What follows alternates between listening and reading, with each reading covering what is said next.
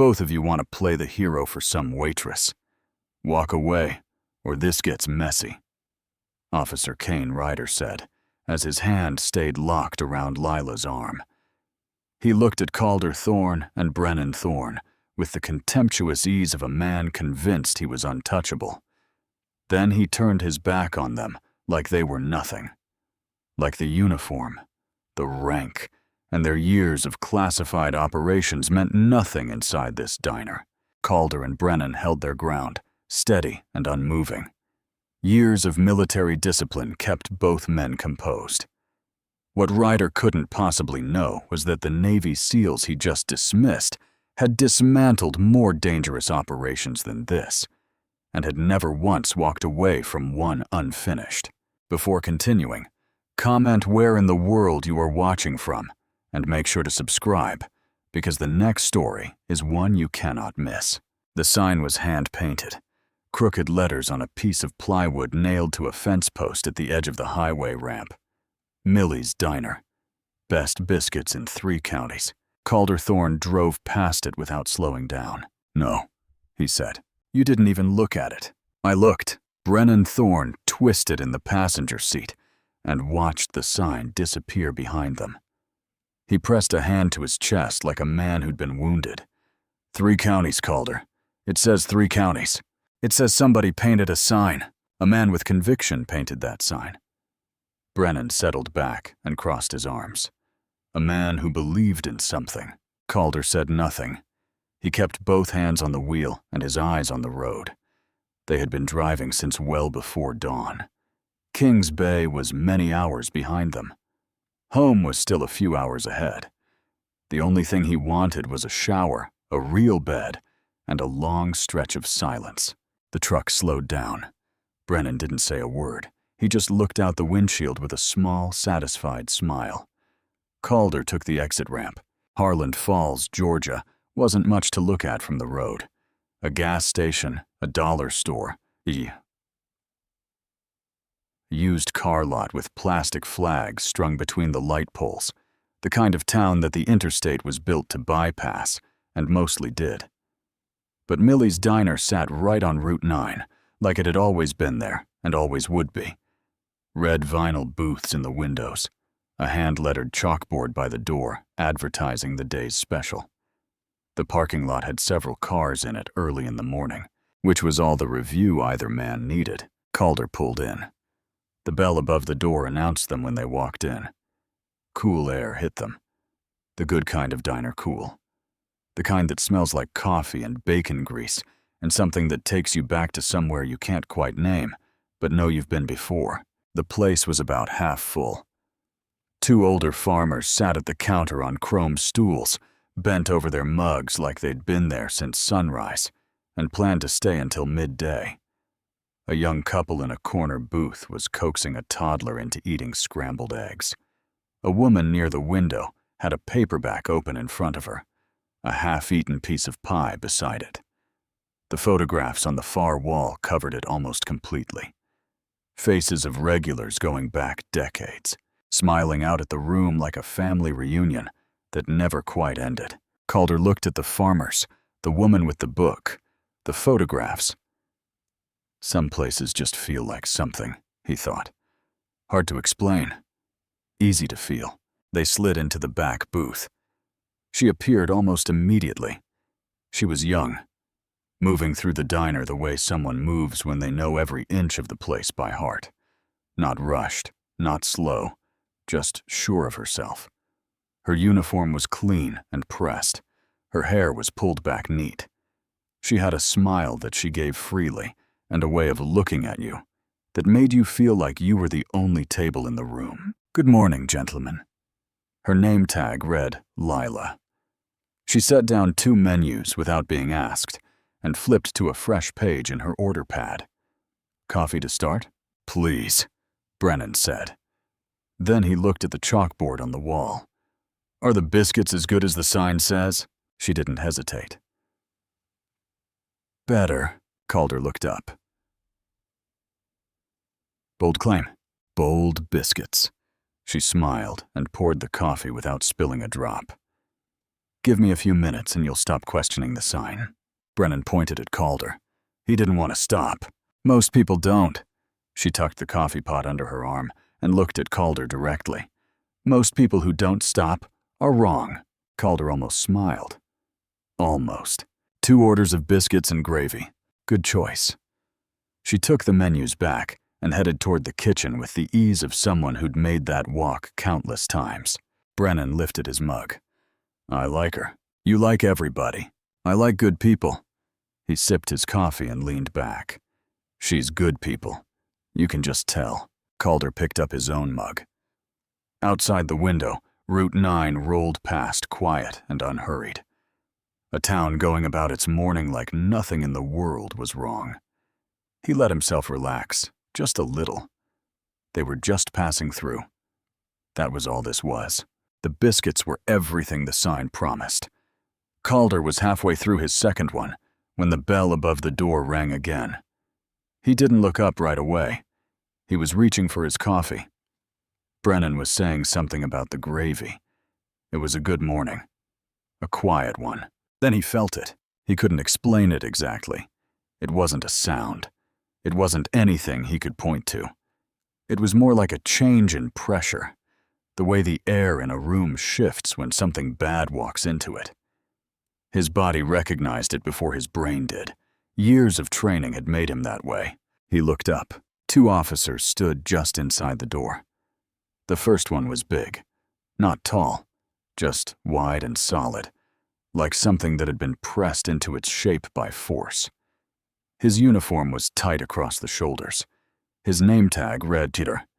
He had the kind of face that might have been handsome once before. Whatever he was on the inside started showing up on the outside.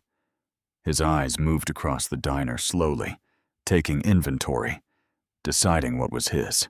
The second officer was younger, lean. He stood half a step behind Ryder and kept his eyes on the floor. His name tag read Croft. He had the look of a man who had learned a long time ago that it was safer not to see things. Calder watched the room react. The 2 farmers at the counter didn't turn around. They just got very still and very interested in the bottoms of their mugs. The young couple in the corner pulled their toddler a little closer without thinking about it. The way you pull something precious toward you when you sense danger nearby. The woman with the paperback stopped reading, but she didn't look up either. Nobody looked up. That told Calder everything. Ryder didn't sit down. He didn't pick up a menu.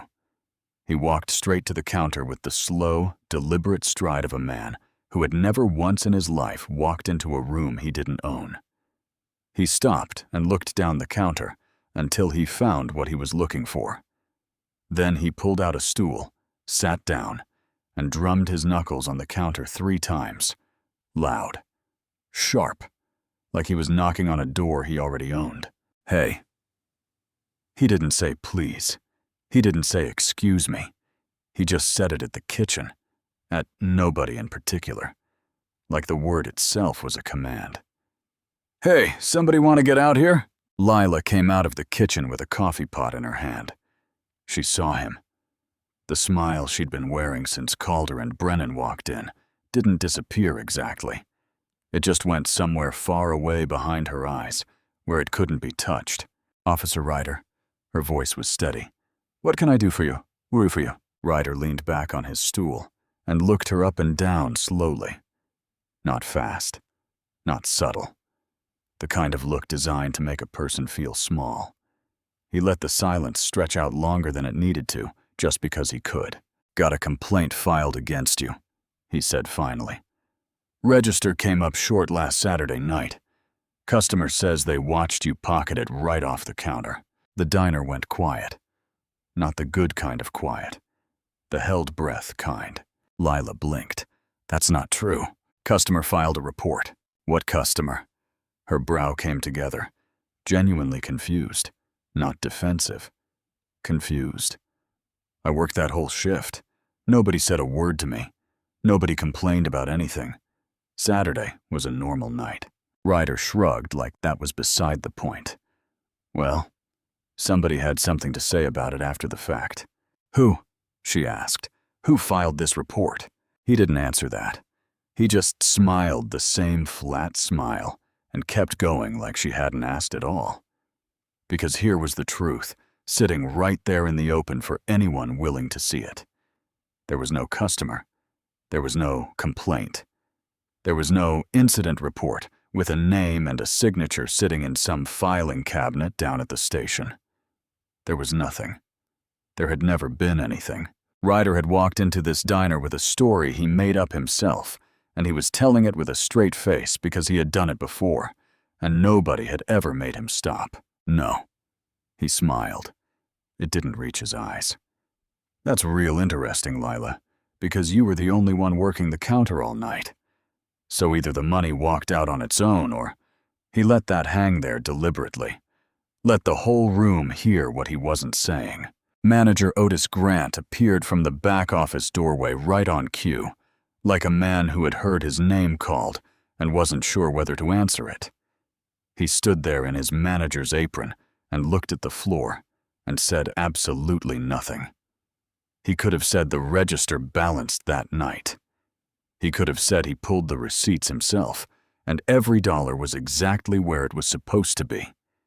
He knew that. Everyone in this building who worked that night knew that. He said nothing, not a word in her defense, not a question, not a single pushback. He just existed in the middle distance and let it happen. "I didn't touch that register," Lila said. Ryder tilted his head. "You calling me a liar?"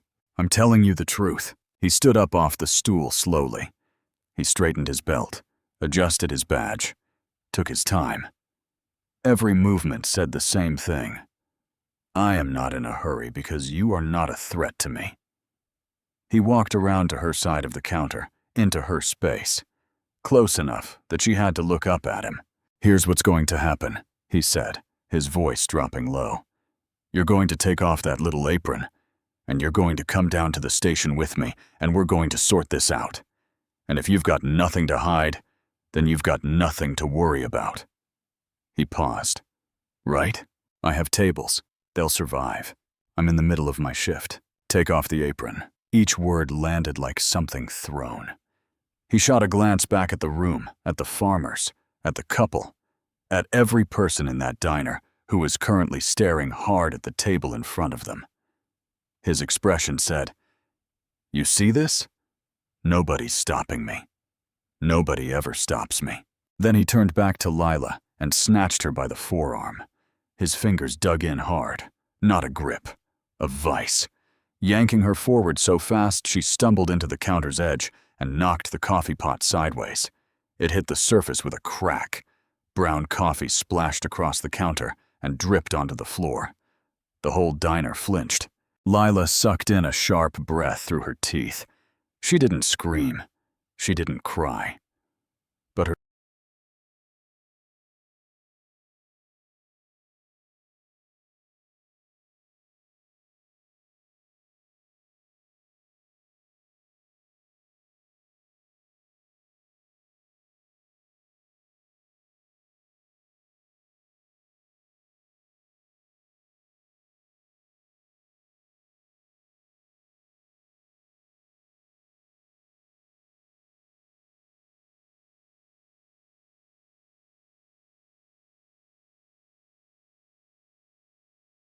free hand flew to the counter's edge to catch herself, and her eyes, those steady, warm, capable eyes, went wide for just a second, with something that looked a lot like pain.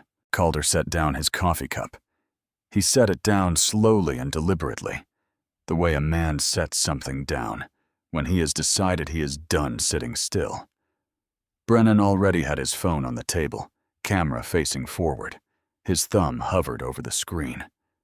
Neither of them said a word. Not yet. Calder was already moving. He didn't rush. He didn't raise his voice. He pushed back from the booth with the kind of calm that isn't really calm at all. It's something colder, something controlled. The kind a man develops when he has spent years in places where panic gets people killed. Brennan didn't follow him. He stayed right where he was, slid his phone to the edge of the table, and pointed the camera at the counter. His thumb hit record without a sound. Calder crossed the diner in a few steady steps.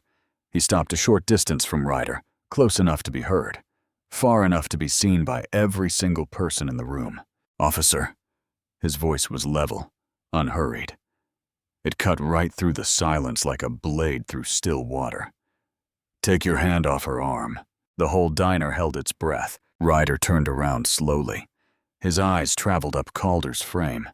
The uniform, the broad shoulders, the rank insignia, and something shifted behind his face. Not fear. Not yet.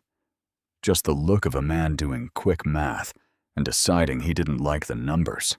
"This is police business," Ryder said. "Walk away." "I'm not going to do that." Ryder let go of Lila's arm, not because he wanted to, because he needed both hands free and a new angle.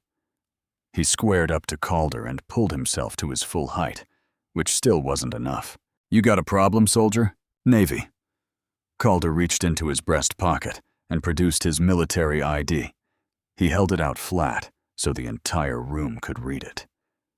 "Master Chief Petty Officer, United States Navy SEALs. And yeah, I've got a problem." Ryder looked at the ID, looked at Calder, looked at the ID again. "I don't care if you're the president," he said. "You don't interfere with law enforcement. You have no lawful basis to detain this woman." Calder's voice didn't get louder. It got cleaner, sharper, like he was reading from something printed in large, clear letters that everyone in the room could follow along with. "No probable cause, no warrant, no witness statement on record because there is no witness, and there is no report. And you know that better than anybody standing here right now." Ryder's jaw tightened. Calder kept going. "Under Georgia Code, Title 51, Chapter 7.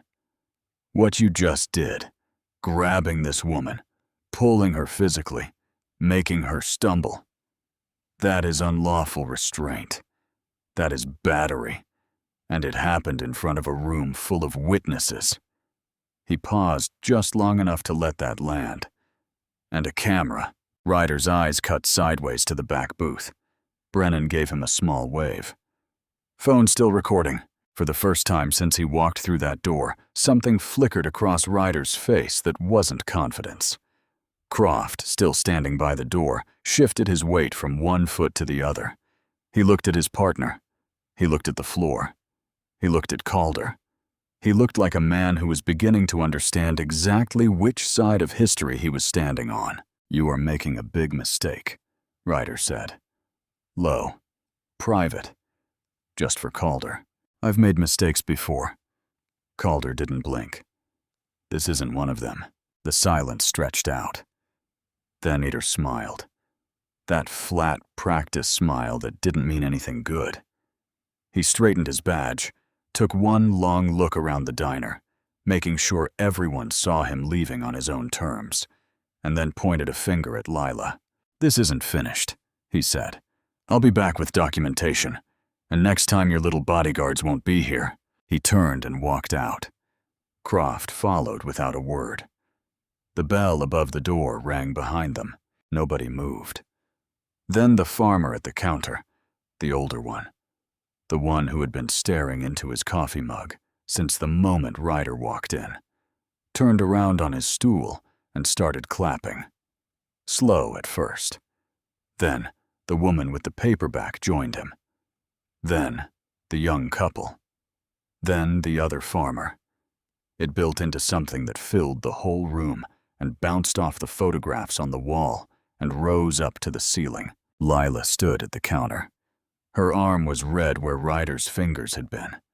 Her coffee pot was still lying on its side in a spreading brown puddle, but her back was straight. Her chin was up. She looked like a woman who had been hit and had not fallen. She turned to Calder. "Thank you," she said quietly. "But it won't stop." Calder looked at her. "Tell me," he said. Manager Grant disappeared back into his office without a word. Nobody was surprised. Calder slid into the corner booth. Brennan stopped recording, pocketed his phone, and moved to join them. Lila untied her apron, folded it over the back of a chair, and sat down across from them both. She pressed her fingers flat against the tabletop, like she needed something solid to hold on to. The diner had gone back to its quiet hum.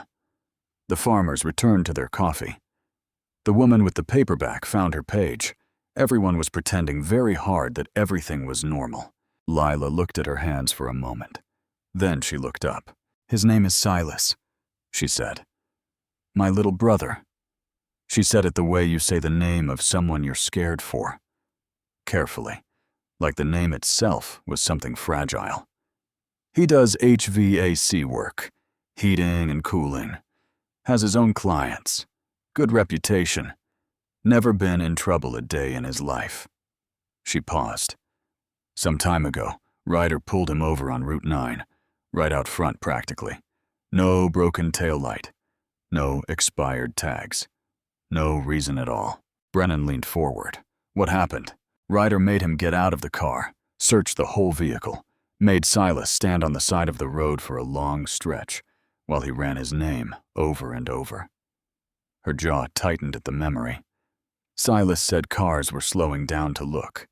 People he knew driving past, watching him stand there on the shoulder like a criminal. She shook her head. Ryder found nothing because there was nothing to find. Didn't write a ticket. Didn't give a reason.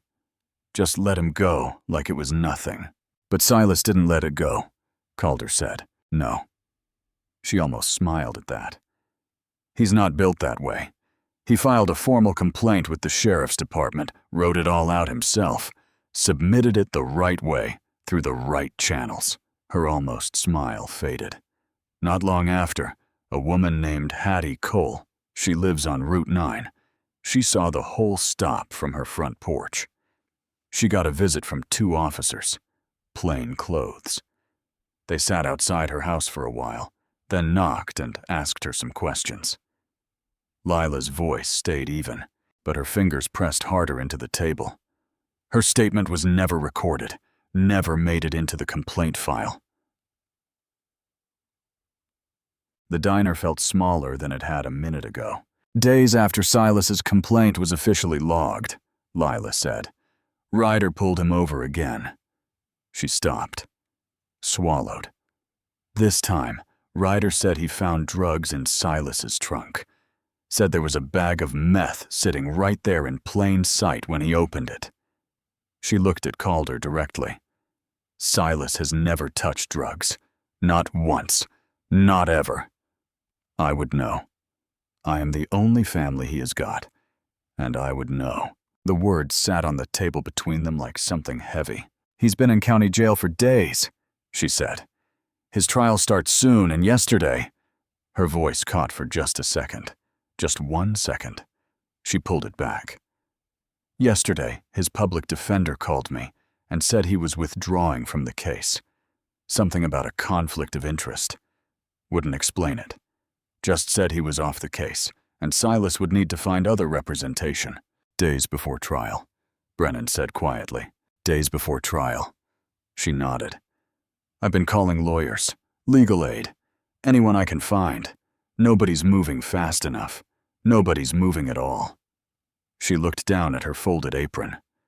"The charges carry a mandatory minimum of years. Years." The number landed like a fist. Years meant his whole life, his work, his clients, everything he had built would be gone before he got out. And Ryder knew that. That was the point. "This morning," Lila said, "when Ryder walked in here and grabbed my arm in front of all these people, that wasn't about any register." She looked up. Her eyes were clear and steady, and burning with something that had been burning for a long time. "That was him reminding me that he can do whatever he wants. To me, to Silas, to anybody. And nobody's going to stop him." The table was quiet. Brennan looked at Calder. Calder looked at Lila. Then Brennan said, simply, and without any drama at all, "We're not leaving." Calder nodded once, slow and certain. "Tell me everything about Silas's case," he said. "From the beginning." Calder stood up from the booth and walked outside. He needed air. He needed quiet. and he needed to make phone calls that Lila Quinn did not need to hear him make. Not because they would frighten her, but because some of the favors he was about to call in existed in the space between official and unofficial. And that space was not somewhere civilians needed to visit. The morning sun hit him full in the face when he pushed through the door. Route 9 rolled past slow and easy. A pickup truck, a school bus, a woman walking a dog on the far shoulder. A perfectly ordinary morning in a town that had been hiding something ugly for a very long time. He made 3 calls. The first was to a JAG officer named Billy, who owed him a favor going back years. Calder gave him 2 names, Kane Ryder and the Harland County Sheriff's Department, and asked him to run everything he could find: publicly available complaint history, disciplinary records, civil suits, anything. The second call was to Agent Marcus Hale. He got voicemail. He left a message that was short and specific and said everything it needed to say without saying anything it shouldn't. The third call was to Atlanta. The phone rang twice. Vivian Cross. It's Calder Thorne. A pause. Then, Calder. Her voice shifted. Not softer, just more focused. Vivian Cross had 2 speeds, working and sleeping, and she slept very little. How bad? Young man. Fabricated drug charges. Trial soon. Public defender just withdrew. The officer who made the arrest has a history, and the DA's office is involved. He paused. I need you down here. Another pause.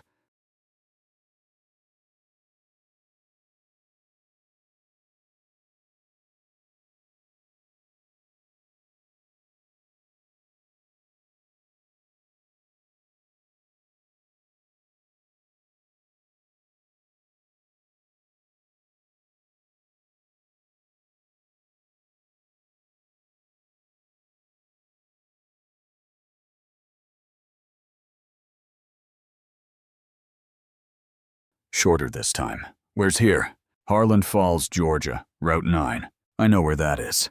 He heard movement on her end. A drawer opening. Keys. I'm getting my bag. That was Vivian. No negotiation. No list of reasons why it was complicated. Just her bag off the hook, and her feet moving toward the door. Because that was who she was, and had always been. I'll text you the address, Calder said. Don't bother. I'll find the diner. She paused. There's always a diner. He hung up and stood in the parking lot for a moment longer. Then he went back inside. Brennan had not been idle. He had his phone flat on the table and both thumbs moving, pulling up every public record he could find. Court filings, news archives, county commission minutes, the kind of documents that lived in plain sight on government websites that nobody ever thought to look at. He looked at them. Calder slid back into the booth. Vivian's coming. Lila looked up. Who's Vivian? The best civil rights attorney in Atlanta. Calder looked at Brennan. What do you have?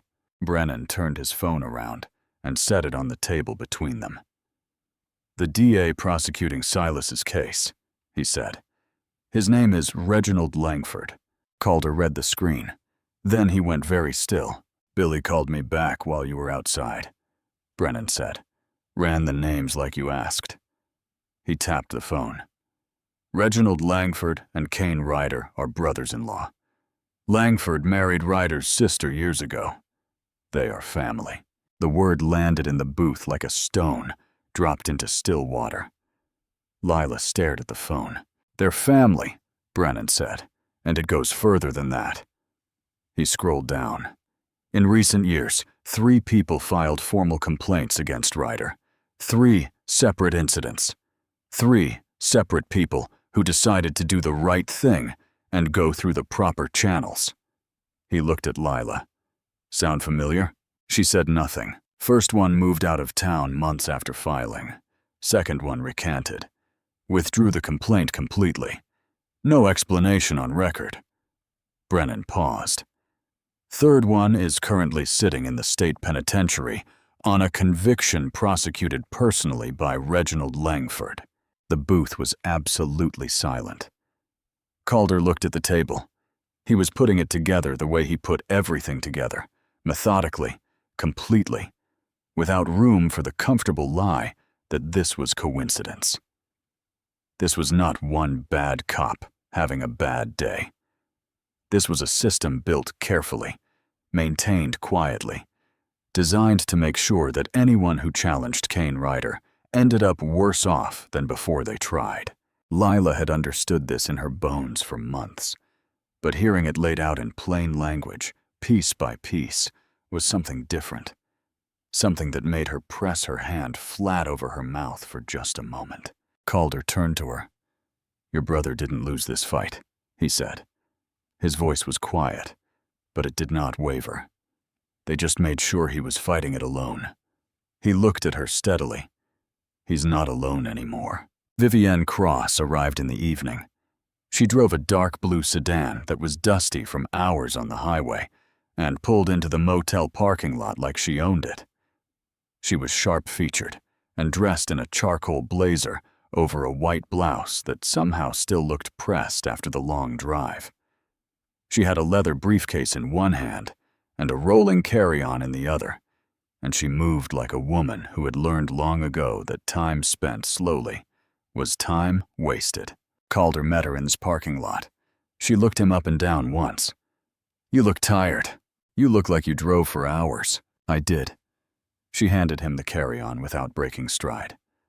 "Which room?" By evening, the two motel rooms had become one war room. The connecting door was propped open.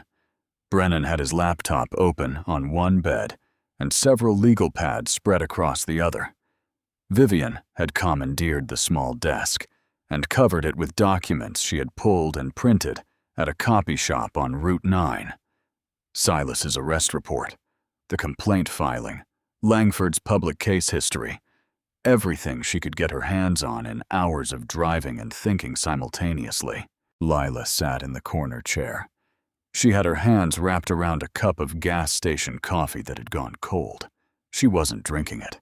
She was just holding it. Vivienne read everything twice before she said a single word about any of it. Then she set down the last page, took off her reading glasses, and looked at Lila directly. "I'm taking your brother's case," she said. "I'm filing an emergency motion tonight to assume his defense. By morning, I will be his attorney of record."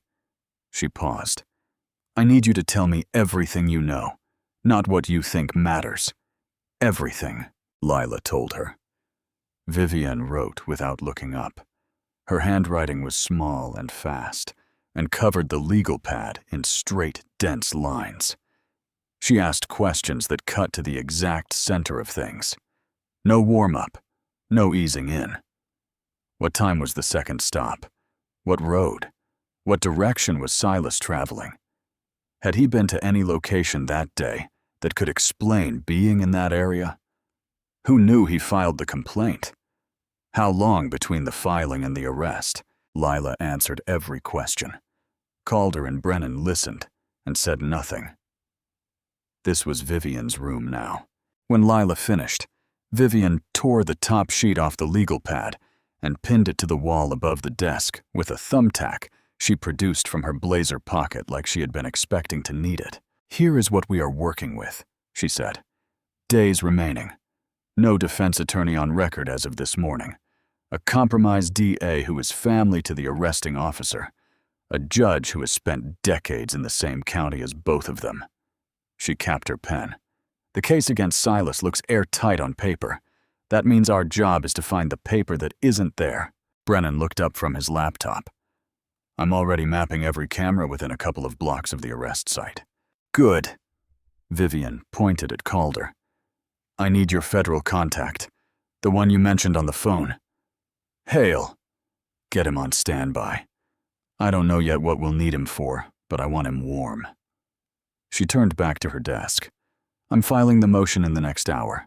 Tomorrow morning, first thing, we go see Silas." The jail visit was scheduled for the next morning.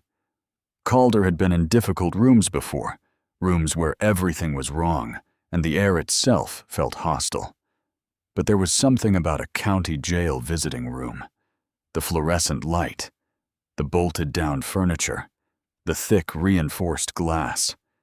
That put a particular kind of weight on a person. The weight of a system that had already decided what you were. Silas Quinn was brought in wearing a county-issued jumpsuit, 2 sizes too big for his frame. He walked straight, kept his chin up. But around his eyes, there was something that hadn't been there before, something dim. The look of a man who has started to believe that hoping costs more than it's worth. He sat down across the glass from Calder and Brennan. He looked at them both for a long moment.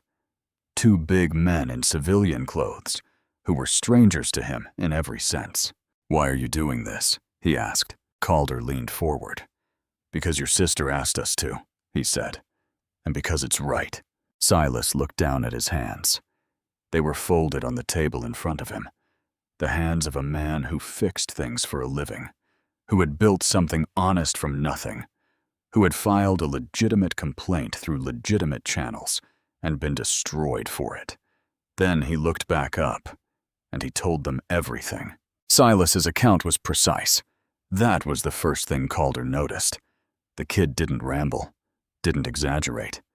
He told it the same way a good witness tells it, start to finish, in order, exactly what he saw and heard and felt, without decoration. The second stop. The headlights in his mirror. Ryder's voice. Croft standing back by the cruiser. The exact moment Ryder walked to the rear of Silas's car. "He walked around to my trunk," Silas said. "I heard a door open, but it wasn't my trunk." He looked at Calder steadily. "I never opened my trunk. I never touched it. He opened something on his own car first, then he came back to mine." Brennan wrote it down word for word. They had 2 names from Silas before the visit ended. A retired schoolteacher named Hattie Cole, who lived on Route 9 and had watched the second stop from her front porch, and a young man named Bernard Hale, who had been parked at the Route 9 gas and go across the road, waiting for a friend. 2 witnesses. It wasn't much, but it was something. Hattie Cole lived in a pale yellow house with a covered porch and a flower bed that ran the full length of the front yard. She answered the door before Calder could knock a second time, which told him she had seen them coming up the walk and had been deciding whether to open it. She was older, small and neat, with reading glasses pushed up on top of her head, and the careful eyes of a woman who had lived in Harland Falls long enough to know exactly how things worked here. She looked at Calder, then at Brennan, then past them both at the street. "Come inside," she said quietly. "Don't stand on the porch."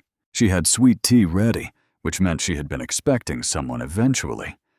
She sat across from them in a floral armchair and folded her hands in her lap and listened while Calder explained who they were and why they were there. When he finished, she was quiet for a long moment. "I saw it," she said finally. "The whole thing. I was sitting right out there." She tilted her head toward the front porch. "I saw that officer walk to the back of his own car before he ever touched that boy's trunk." Her jaw tightened. "I knew what I saw." "Would you be willing to testify to that?"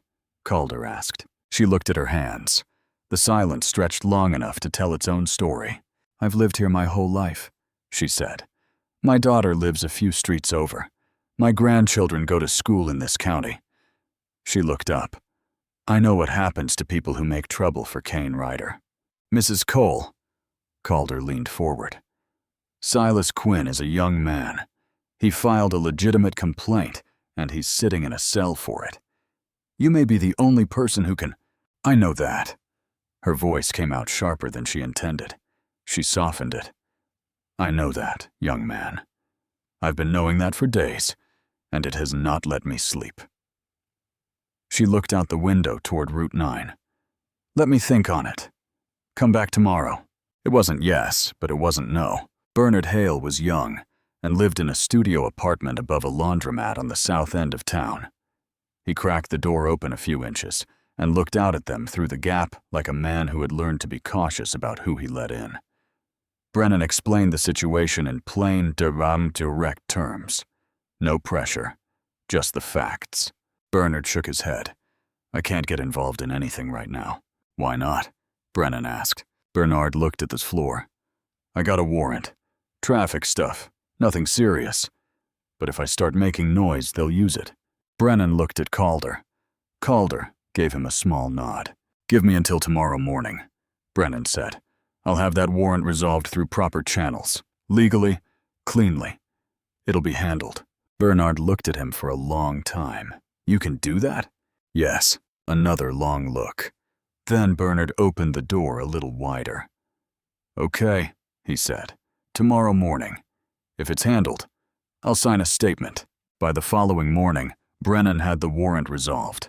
It took hours, one favor, and a phone call to a clerk in the county magistrate's office. It was done quietly and completely correctly, and it cost Brennan something he would not mention to anyone. He knocked on Bernard's door early. Bernard opened it. He looked at Brennan. It's gone. It's gone. Bernard nodded slowly. He picked up a pen off his kitchen counter. He signed the statement. Then Ryder moved. Hattie Cole called Calder around midday. Her voice was shaking in a way it hadn't been the day before. There's a patrol car sitting in front of my house, she said. Been there a while. Nobody's gotten out. Nobody's knocked. She paused. They're just sitting there. Calder closed his eyes for 1 second. Don't go outside, he said. I'll call you back. He called her back later. She didn't answer. In the afternoon, Vivian's phone rang. It was Hattie Cole. She was sorry, she said. She had thought about it more carefully. She wasn't sure what she saw had been as clear as she first thought. Her eyes weren't what they used to be. She didn't want to say something under oath that she couldn't be completely certain of. She was sorry. Vivienne wrote it down without expression.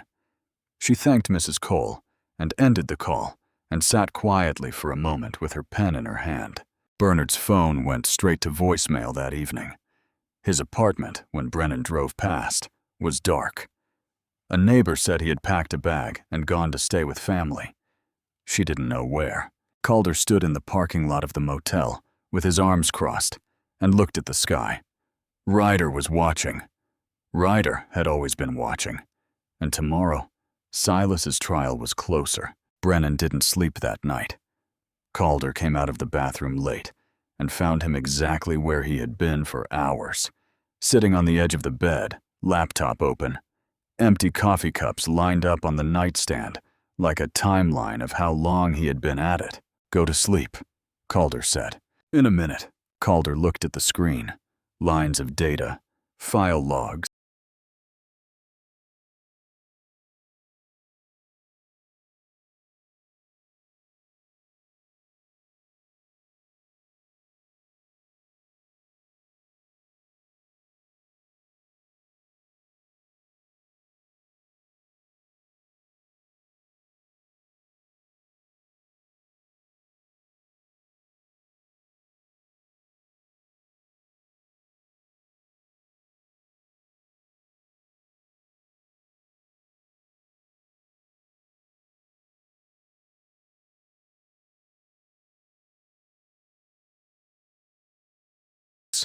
Timestamps.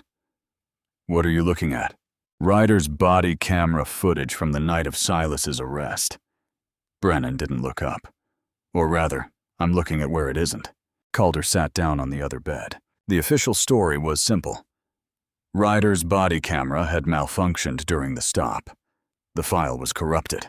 Nothing was recoverable. It was documented in the incident report in 2 clean, bureaucratic sentences that were designed to be read quickly and forgotten. Brennan was not built for reading things quickly and forgetting them. The department uses a cloud backup system, he said. Every body camera in the Harlan County Sheriff's Department automatically uploads footage to a remote server within a short time of an officer's shift ending. He turned the laptop so Calder could see the screen. This is the manifest log. It's a public record. Vivian filed a FOIA request days ago, and it came back this afternoon. Calder looked at the log. There, Brennan pointed. That is a file uploaded from Ryder's camera on the night of Silas's arrest. Uploaded right on schedule. He scrolled down. And that, he pointed again, that is the same file being deleted. Days later. Calder looked at the date on the deletion entry. Days after the arrest. Days after Silas's complaint was officially logged with the department. The room was very quiet. So the footage existed, Calder said. The footage existed, Brennan confirmed. It uploaded automatically like it was supposed to. And then somebody went in and deleted it. He closed the laptop. That is not a malfunction. That is a choice. They brought it to Vivian early the next morning. She read the manifest log twice, holding it close like she was checking for something hidden between the lines. Then she set it flat on the desk and put both palms on it and stood there for a moment with her eyes closed. This is enough for emotion, she said. Potentially tampering with evidence. Federal preservation rules apply to body camera footage in an active criminal case. If that file existed and was deliberately deleted after charges were filed, she opened her eyes. They had a legal obligation to preserve it. She filed the emergency motion by mid-morning. The hearing was set for that afternoon. Harland County Courthouse was a squat brick building that smelled like old carpet and copy paper. Judge Harlan Crow was a big man, gone soft with age, with white hair and reading glasses on a chain around his neck, and the unhurried manner of someone who had been the most powerful person in every room he had entered for decades. He did not look pleased to see Vivian cross. She presented the motion with the precision of a surgeon. The manifest log, the upload timestamp, the deletion date, the federal preservation statute, the direct correlation between the deletion and the filing of Silas's complaint. She did not raise her voice. She did not need to. The facts raised themselves. Judge Crow looked at the documents over the top of his glasses. He looked at Vivian. He looked at D.A. Langford, who sat at the prosecution table with his hands folded, and his expression arranged into something that resembled patience. "Your Honor," Vivian said, "we are requesting immediate production of the original server backup and a preservation order on all remaining data." Judge Crow was quiet for a long moment. Then he granted the motion, barely, with the speed of a man doing something he had been told he had no legal choice but to do. From the gallery, Calder watched Langford's face as the judge ruled. Langford didn't flinch. He didn't tighten his jaw or shift in his seat. He just nodded slightly, like a man who had already anticipated this move and had already prepared the next one. That bothered Calder more than anger would have. Anger meant you were surprised. Langford wasn't surprised. Langford was ready. Walking out of the courthouse, Brennan fell into step beside Calder and said quietly, "We cracked it open." Calder looked straight ahead. "Maybe," he said. He kept walking. The USB drive arrived the following morning. A sheriff's deputy dropped it off at the courthouse clerk's office in a standard evidence envelope with a chain of custody form attached. Vivian signed for it personally. She held it in her palm for a moment, a small plastic rectangle that was supposed to contain the truth about what happened on Route 9 the night Silas Quinn's life got taken apart. And then she put it in her briefcase and walked to the motel without saying a word. Her tech consultant was already waiting. His name was Philip. He was young, wore a faded university sweatshirt, and had the kind of quiet competence that didn't need to announce itself. Vivian had used him on previous cases. He set up his equipment on the motel room desk without being asked and held out his hand for the drive without ceremony. Calder, Brennan, and Lila stood back and watched. Philip inserted the drive. His fingers moved across the keyboard. The room was silent except for the low hum of the laptop fan and the distant sound of a truck on Route 9. Then footage appeared on the screen. A dashboard view. Night. the familiar stretch of Route 9 caught in the white beam of patrol car headlights. The timestamp in the corner read the date of Silas's arrest. The audio was clear, road noise, the crackle of a police radio. Riders breathing. Silas's car came into frame, pulled over, hazard lights blinking orange in the dark. They watched Silas get out of the car, watched him put his hands up without being asked, the practiced instinctive movement of a young black man who had been taught from childhood exactly how to survive a traffic stop. Watched him comply with every instruction. Step back, turn around, hands behind his head. He did everything right. Every single thing. Lila made a small sound beside Calder. Not quite a word. He didn't look at her, but he moved half a step closer, and then the footage stopped. Not gradually, not with static or distortion. Just stopped. A clean cut, like a page torn from a book. One frame, Ryder was walking toward the rear of Silas's vehicle, and the next frame, he was back at the driver's window, and the timestamp had jumped forward by several minutes. Gone. According to Ryder's written report, those were the exact minutes during which he approached the rear of the vehicle, opened the trunk, and discovered the bag of methamphetamine sitting in plain sight. The most important minutes of the entire case. Vanished. Philip leaned back in his chair. "This wasn't corrupted," he said. He said it the way a doctor says something definitive, not dramatically, just clearly. A corrupted file degrades. The audio breaks up. The image pixelates. The timestamp stutters. This is a clean cut. Someone went into this file and removed that section deliberately. Brennan stood up straighter. Vivian turned to look at Calder. Calder looked at the screen. At the timestamp frozen after the jump. At the missing minutes sitting in the middle of the footage like a hole punched through the center of a piece of paper. "That's tampering," Brennan said. "That is tampering," Vivian confirmed. Her voice was controlled, but something moved behind her eyes. Something sharp and certain. She turned to Philip. "How fast can you document that, technically, in language a judge can understand?" "A couple of hours. You have one." She was already reaching for her legal pad. "I'm filing a motion to dismiss. Evidence tampering. The chain of custody on these charges runs directly through footage that has been deliberately altered." She wrote as she talked. "This isn't just cause for dismissal. This is a federal crime." She looked up for just a moment. One brief, unguarded moment.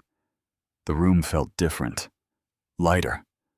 Like something that had been pressing down on all of them since the day they walked into this fight had lifted slightly. Lila pressed both hands over her mouth. Brennan exhaled slowly through his nose and looked at the ceiling. Calder looked at the screen, at the clean, deliberate cut in the middle of the footage. They had them. The evidence was right there. Documented, technical, undeniable. Ryder had stood in that courtroom and submitted footage he had personally edited. That was not a mistake. That was not a malfunction. That was a man so certain of his own protection that he had committed a federal crime on a court-ordered evidence submission and handed it over with his name on the envelope. Calder should have felt relieved. He didn't. He stood at the edge of the room and watched Vivian write, and felt the thing he always felt when a situation resolved itself too cleanly, too fast, too conveniently. The same quiet warning he had felt every time, in every operation, right before the ground shifted beneath his feet. He kept it to himself for now. The motion was heard the next morning. Vivian had been up late preparing it. Every argument clean and precise. The technical documentation from Philip. The timestamp analysis. The chain of custody. She had built it the way she built everything. Carefully. Completely. With no gaps and no assumptions.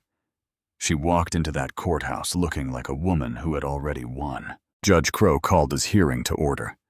Vivian presented the motion in a focused stretch of time. She laid out every piece of evidence in plain, logical order. The cloud backup log showing the original upload. Phillips' technical analysis confirming deliberate editing rather than corruption. The several-minute gap landing exactly where Ryder's report claimed the drugs were found. She connected every dot clearly and without drama because the facts didn't need drama. They needed to be heard. When she finished, Judge Crow looked at Dia Langford over the top of his glasses. Langford stood up slowly. He buttoned his jacket. He smoothed the front of it. He picked up a single manila folder from the table in front of him, opened it, and removed a small stack of documents with the unhurried ease of a man who had been waiting for this exact moment since before the hearing was even scheduled. "Your Honor," he said pleasantly, "I appreciate Ms. Cross's thorough presentation. I'd like to offer some context." He submitted the documents to the clerk. Copies were handed to Vivian. She looked at the top page. Calder watched her face from the gallery. He watched something change in it. Not collapse, not break, but tighten. The way a face tightens when it absorbs something unexpected and refuses to show how much it hurts. Langford explained it with the calm patience of a professor correcting a student's honest mistake. The several-minute gap in Ryder's body camera footage, he said, was entirely consistent with a documented firmware malfunction affecting that specific model of department-issue body camera. A glitch that caused intermittent recording gaps during high CPU operations, such as night vision activation, combined with simultaneous audio processing. The department had identified the issue weeks before Silas's arrest and submitted a formal memo to the manufacturer. He had the memo. He had the manufacturer's acknowledgement letter. He had documentation of prior incidents, other officers, other stops, same gap pattern, from the period preceding the arrest. He submitted all of it, every piece of it real, every piece of it official, every piece of it prepared and waiting like a trap that had been set before anyone even knew they were walking into the woods. Vivienne objected twice, precisely. She argued that documented prior glitches did not explain metadata inconsistencies in the specific file submitted. She argued that the deletion from the cloud backup remained unaddressed. She argued that the correlation between the deletion date and the complaint filing date was not coincidental. Judge Crow listened to all of it. Then he ruled. The gap was consistent with a documented technical fault. There was insufficient evidence that the submitted file had been manually altered. The production order had been satisfied. The motion to dismiss was denied. Silas's trial would begin as scheduled the next morning. The courthouse hallway was empty when they walked out. Vivian stopped walking a short distance from the exit doors. She turned toward the wall. She put the fingertips of one hand flat against the paint and stood there with her head slightly bowed and breathed. In, out, in. Calder and Brennan stood back and gave her that. After a moment, she straightened, turned around, and put her reading glasses back in her pocket. Her face was composed. Her voice was steady. "He had it ready," she said. "That memo, those prior incidents, he had all of it prepared before we ever filed." She looked at Calder. "They knew we would find the gap. They built the explanation before we built the argument." Nobody said anything. Then Vivian's phone buzzed. She looked at it. Something crossed her face. "Silas was in an altercation in the jail last night," she said quietly. "His case manager just sent word.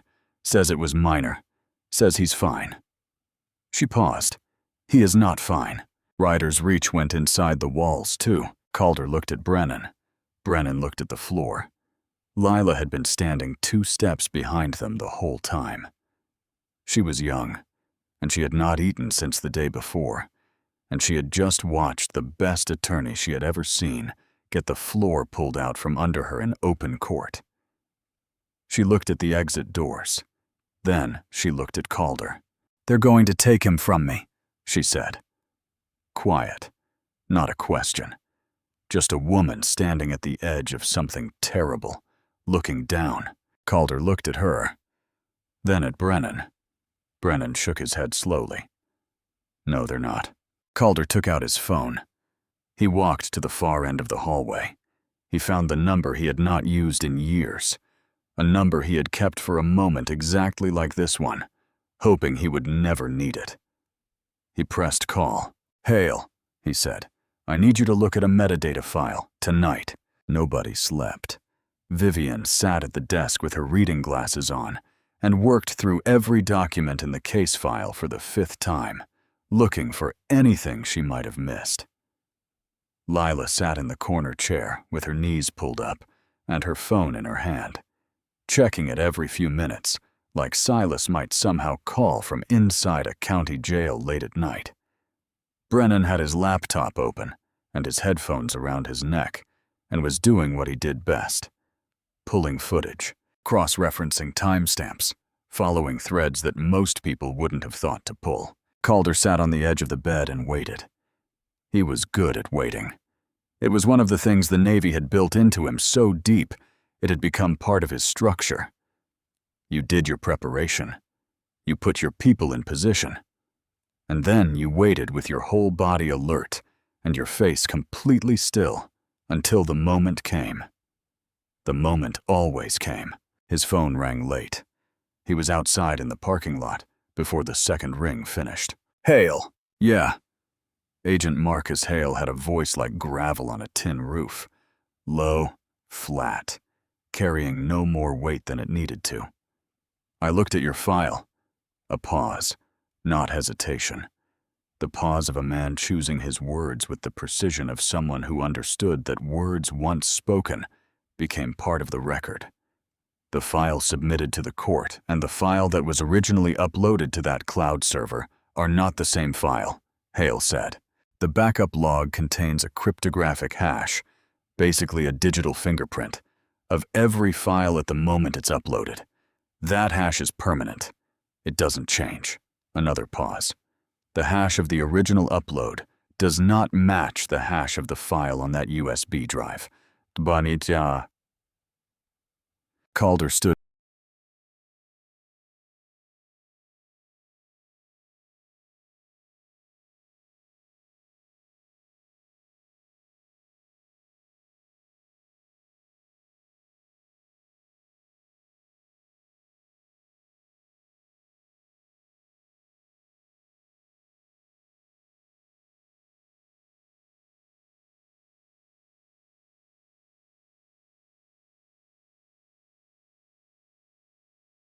very still in the dark parking lot. "They are not the same file," Hale repeated.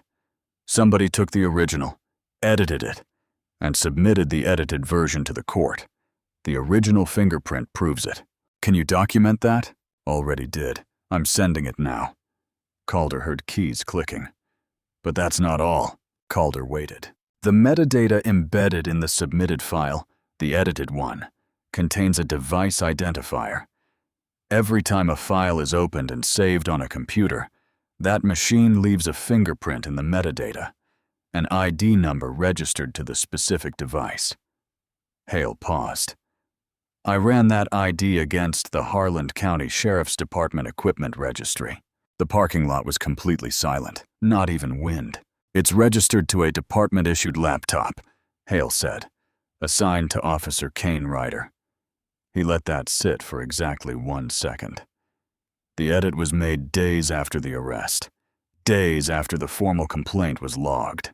Calder closed his eyes, not from relief, from the particular feeling of a weapon clicking into place. The cold, precise satisfaction of a thing that cannot be argued with, cannot be explained away, cannot be buried under a firmware memo prepared in advance by a careful and corrupt DA. "This is federal," Calder said. "Evidence tampering submitted to a court of law," Hale said, "on his own machine, with his own credentials." "Yeah, This is federal. Another pause. I also want you to know that I did this by the book, Calder. Every step. This holds. I know it does. Calder looked at the motel room window. The light was still on. Send everything to this number. He went back inside. Vivian read Hale's analysis standing up. She didn't sit down. She held the printed pages Calder had run to the all-night copy shop on Route 9 to produce, and she read them once completely, and then went back to the beginning and read them again. Then she set the pages on the desk and put both palms flat on top of them. The hash mismatch proves the file was altered, she said. The device ID proves who altered it. The timestamp proves when. She looked up. Langford's firmware memo explains a gap in footage. It does not explain why the file submitted to this court has a different cryptographic fingerprint than the file originally uploaded to the department's own server. She picked up her pen. No firmware glitch changes a hash. No firmware glitch leaves a device ID in the metadata. No firmware glitch edits several minutes out of a file on a specific officer's personal laptop, days after a complaint is filed. Lila was standing in the doorway between the two rooms. She had heard all of it. So it's real, she said. It's actually real. It's real, Vivian said. And it's federal. She was already writing.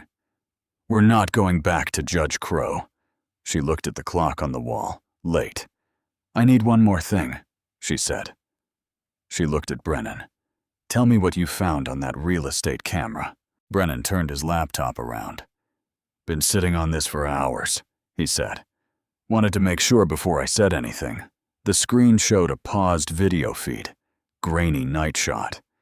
The image had the washed-out, slightly smeared quality of cheap security footage, pushed past what it was built to capture.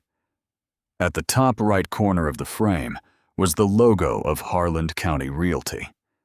At the bottom left corner was a sliver of Route 9.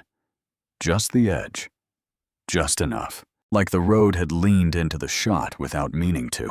The camera is mounted on the eave of the real estate office, Brennan said. Faces the parking lot, but the angle clips Route 9 about a short distance down the road. He tapped the bottom left corner of the screen. Right there. That strip of road. That's where Silas was pulled over. Vivian leaned in close. I spent hours on this footage, Brennan continued, enhancing it, stabilizing it, matching the timestamps against Ryder's official incident report. He looked at Calder, and I found something. He hit play. The footage was dark and difficult. The real estate parking lot sat empty and still in the foreground, lit by a single overhead lamp.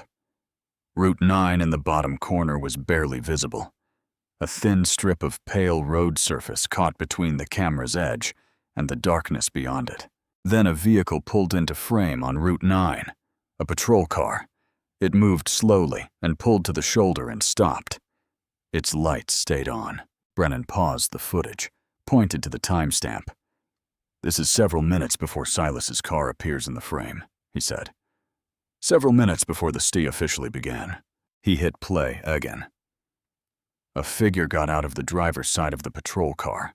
The image was grainy and distant, and the night swallowed most of the details, but the uniform was visible.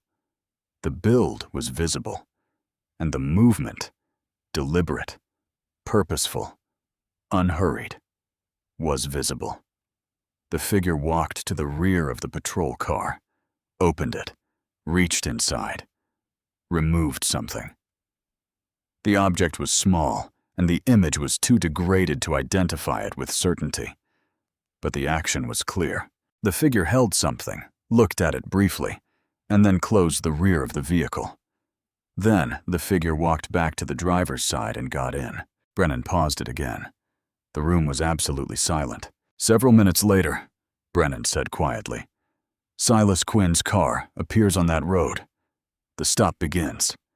And several minutes of body camera footage, the exact stretch during which Ryder claims he found drugs in Silas's trunk, disappears. He closed the laptop slowly. Ryder was on that shoulder before Silas ever drove past. He retrieved something from his own vehicle before the stop began, and then he made sure nobody would ever see what happened next. Vivienne straightened up. She was not a woman given to visible emotion in working moments, but something moved across her face, something quiet and fierce and absolute. "He came prepared," she said. "He came prepared," Brennan confirmed. Lila had both arms wrapped around herself in the doorway. She was looking at the closed laptop like it contained something she had always known was true, but had never been able to prove. Like the ground under months of fear and exhaustion had finally revealed what it was made of. "Can you authenticate it?" Vivienne asked. "Chain of custody, timestamps, everything a federal court needs." "Already started," Brennan said. "I pulled the original unedited footage directly from the real estate office's backup server this afternoon. The owner let me copy it when I explained the situation. I have the original file, the device it came from, and a signed statement from the owner confirming it hasn't been touched." He looked at Vivienne. "I also have a digital forensics contact at Kings Bay who can certify the timestamp integrity by morning." Vivienne nodded once, the nod of someone moving immediately to the next step. She picked up her pen and her legal pad, and she began to write with the focused energy of a woman who had just been handed everything she needed and intended to use every single piece of it. "We have two things," she said as she wrote. "Hale gives us proof that Ryder edited the body camera footage on his own laptop and submitted the altered file to a federal court proceeding." She kept writing without looking up. "This footage gives us proof that Ryder was positioned at the stop site early and retrieved an object from his own vehicle before Silas arrived." She stopped writing, looked up. "Neither one of these things is a theory," she said. "Neither one requires a jury to believe a witness who can be intimidated or a neighbor who can be frightened into silence." She held up the legal pad. "This is metadata. This is timestamps. This is digital evidence that does not get scared, does not move away, and does not change its story at midnight because a patrol car sat outside its house for a while." She stood up from the desk. "We're bypassing Crow entirely," she said. "This goes to federal court tonight." She looked at the clock. "Early morning hours. I need coffee, a lot of it, and I need everyone in this room to stay awake for the next several hours." Brennan was already reaching for his phone. Calder looked at Lila. She had uncrossed her arms. She was standing straighter than she had stood in days. Her chin was up and her eyes were clear, and she looked like a woman who had just felt the tide turn beneath her feet and recognized it for exactly what it was. Hours until Silas's trial was supposed to begin. They got to work. Vivienne filed the federal motion in the early hours. She sent it to the Northern District of Georgia with a cover letter that was several pages long and read like a controlled detonation, measured, precise, and impossible to ignore. It contained Hale's metadata analysis, the cryptographic hash comparison, the device ID registered to Ryder's department laptop, the timestamp of the edit, and Brennan's authenticated footage from the real estate camera with the forensic certification attached. She cited federal statutes and Supreme Court precedent. Then she sat back in her chair, took off her reading glasses, and drank the last of her cold coffee. "Now we wait," she said. "Nobody slept. They just waited in their own ways." Brennan organized files. Lila sat by the window and watched Route 9 go gray and then pink as the sun came up behind the tree line. Calder stood outside in the parking lot for a long time with his arms crossed, watching the sky change color, running the operation in his head, from beginning to end, the way he always did before the final phase. Looking for the thing he might have missed, the angle he hadn't covered, the gap in the plan that could still cost them everything. He didn't find one. He went back inside. Early that morning, a sheriff's transport van pulled out of the Harland County Detention Center and turned south toward the courthouse. Silas Quinn was in the back of it. He had been up for hours. He had eaten the breakfast they gave him without tasting it. He was wearing the civilian clothes Lila had dropped off days ago. A pressed blue shirt, dark slacks, the clothes of a man trying to look like what he was, which was innocent. He sat with his hands folded between his knees and looked at the floor of the van and tried to hold on to the thing Calder had told him through the jail glass days earlier. He's not alone anymore. He held on to it as hard as he could. A short while later, Vivian's phone rang. She looked at the screen, closed her eyes for 1 second, opened them. "Yes," she said. She listened. Her face gave nothing away. "Yes, understood. Thank you, Your Honor." She ended the call. She looked at Calder. "A federal judge in Atlanta just issued an emergency stay of trial," she said, "effective immediately.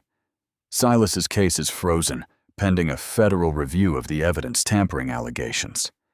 She paused.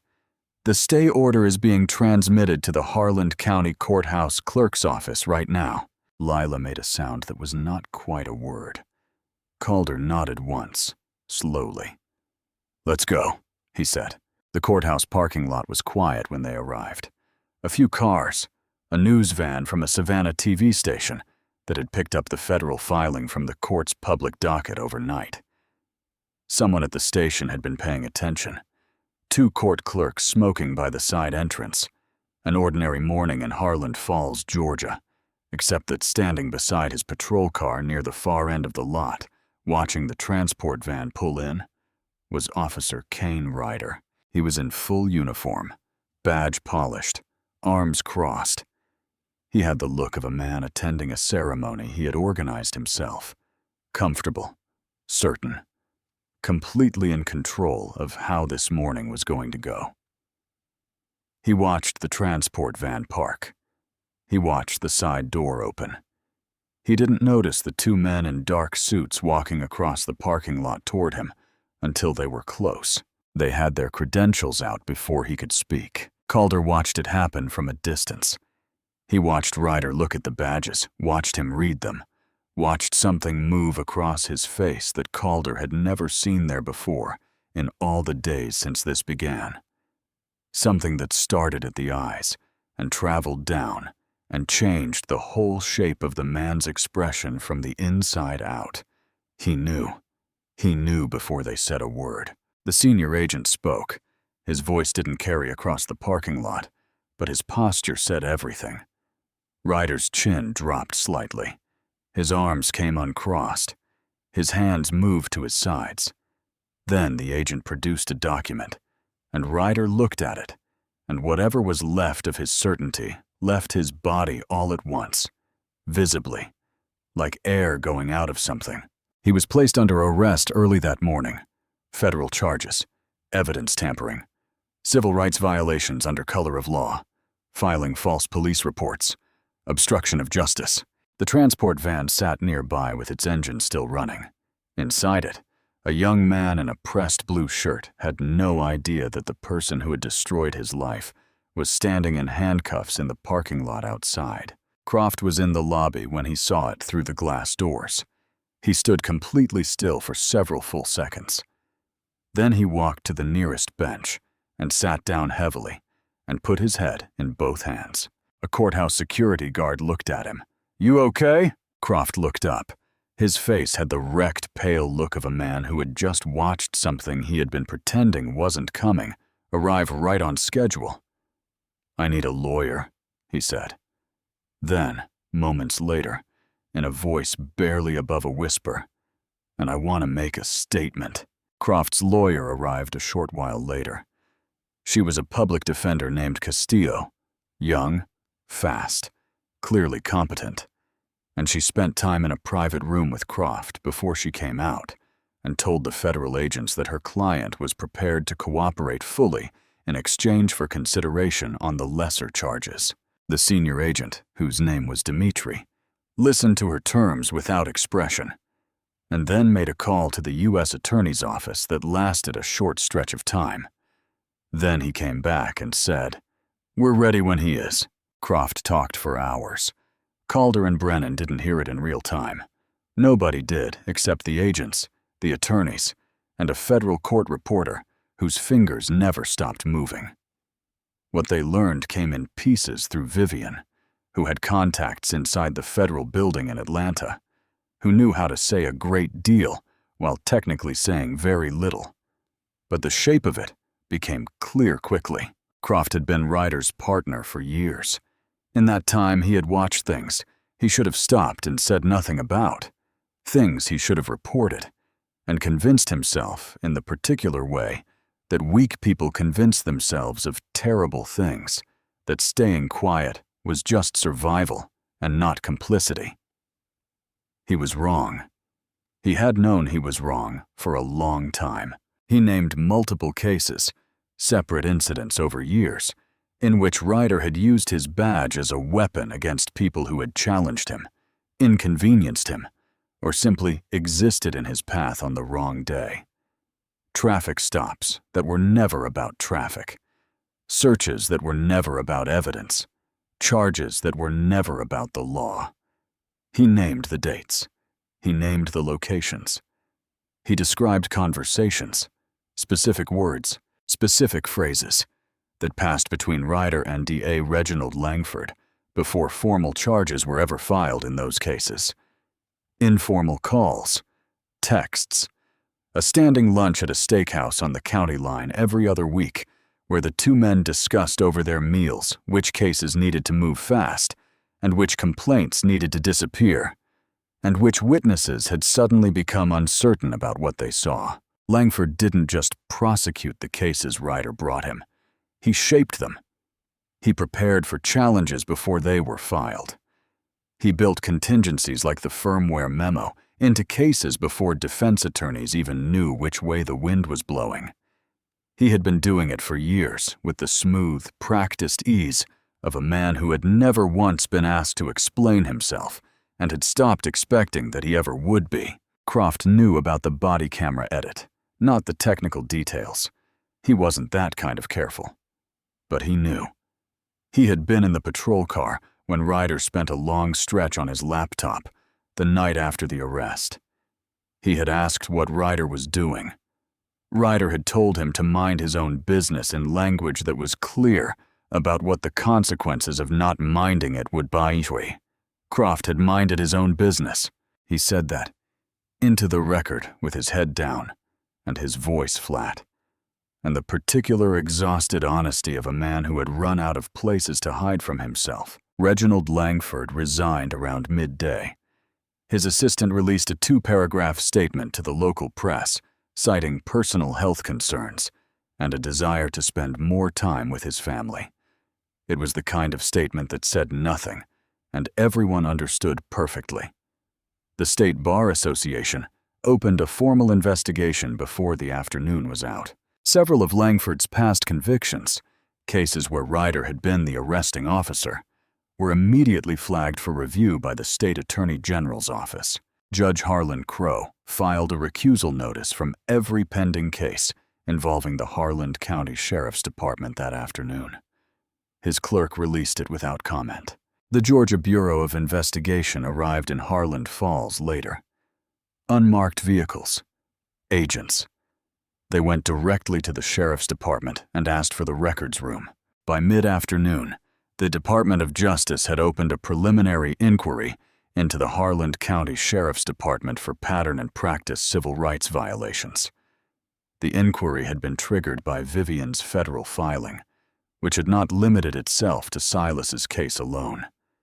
It had named the prior complainants, their outcomes, and drawn a clear, documented line between every single one of them and the man who was currently sitting in federal custody with his badge in an evidence bag. Calder stood outside the courthouse and watched the GBI vehicles in the parking lot. Brennan stood beside him. Years, Brennan said quietly. He did this for years. Longer, Calder said. We only found years. The afternoon sun was warm on the courthouse steps. Route 9 ran past steady and unhurried, the same road it had always been, carrying the same ordinary traffic it always carried.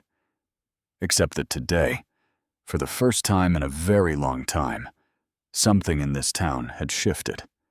Something that didn't shift back. The dismissal order came that afternoon.